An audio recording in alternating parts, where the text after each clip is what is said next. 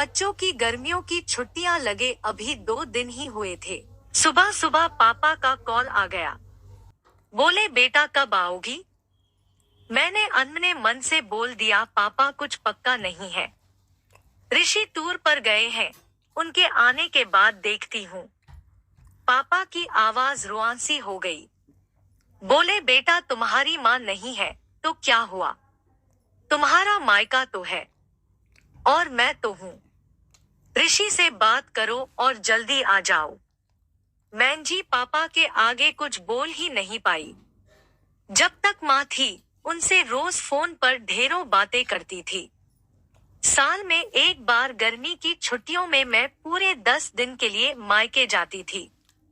वो सुख किसी जन्नत से कम नहीं होता था। बच्चों से ज्यादा मुझे गर्मी की छुट्टियों का इंतजार रहता था, पर जब से माँ गई मेरा मायके जाने का मन ही नहीं करता। ऐसा लगता जैसे मेरा मायका ही खत्म हो गया। एक सूनापन, एक खालीपन सा मेरी जिंदगी में भर गया था। पापा एकदम शांत स्वभाव के थे और कम बोलते थे, पर सबकी जरूरत का पूरा ध्यान रखते थे। ऐसा नहीं कि मैं पापा को प्यार नहीं करती थी, पर बचपन से मैं माँ के ज्यादा करीब थी, या यूं कहूँ कि वे मेरे दिल के सबसे करीब थी। अपने सारे सुख दुख एक सहेली की भांति मैं उनसे साझा करती थी। आज सुबह सुबह पापा का कॉल आया तो उन्हें मना नहीं कर पाई।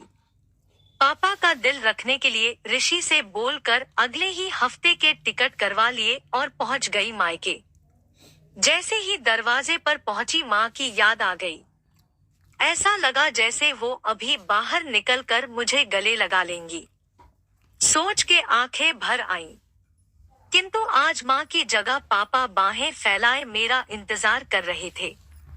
सालों बाद पापा को गले लगा के खूब रोई।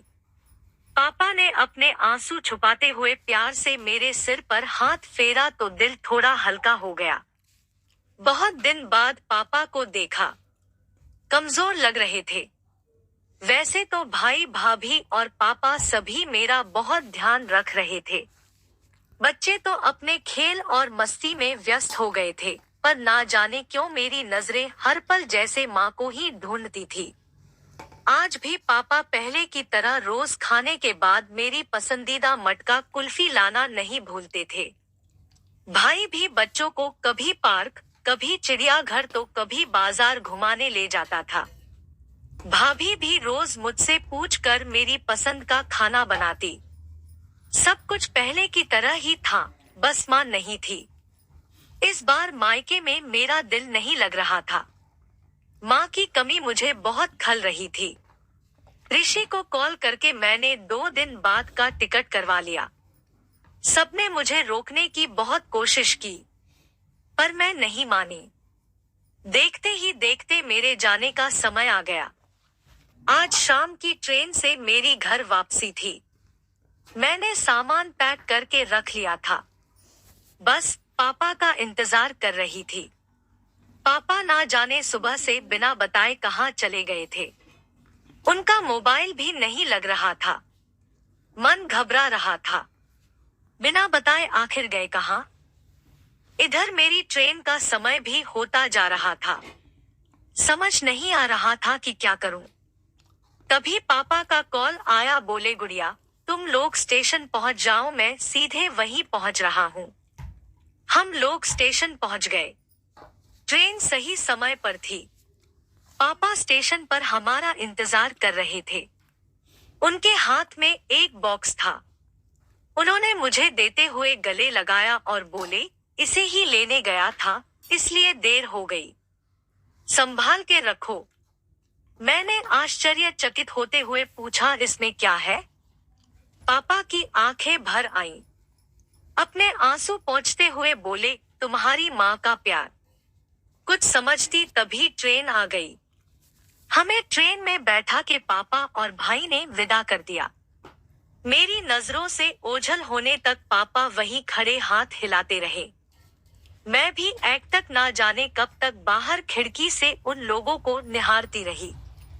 तभी बेटे ने आवाज दी और मेरे हाथों में एक चिट्ठी थमाते हुए कहा, मम्मी नाना जी ने ये आपके लिए दिया है।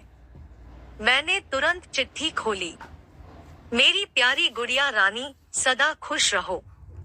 जब तक तुम्हारी माँ थी, तुम्हारी हर छोटी बड़ी बात का ख्याल वही रखती थी। मैं जानता हूँ कि मैं तुम्हारी माँ की जगह तो नहीं ले सकता, पर उनकी कमी की पूर्ति करने की कोशिश तो कर ही सकता हूँ।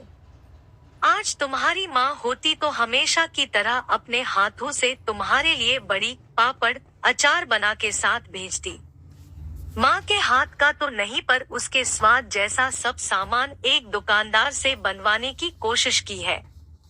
उम्मीद है तुम्हें पसंद आएगा। और हाँ बेटा, माँ नहीं है तो क्या हुआ, तुम्हारा मायका और हम तो है। पहले की ही तरह तुम्हारा इंतजार रहेगा। ढेर सारे प्यार और आशीर्वाद के साथ, तुम्हारे पापा। पत्र पढ़ते पढ़ते मेरी आंखों से अश्रुधारा बहने लगी। सहसा मेरे मुंह से निकला, आई लव यू पापा। बात छोटी सी थी, पर उसमें अथाह प्यार समाहित था। ये सिर्फ मैं ही महसूस कर सकती थी। मायके से घर आए 1 महीना बीत गया था। अब पापा से रोज एक बार कॉल करके मम्मी की तरह घंटों बातें करती।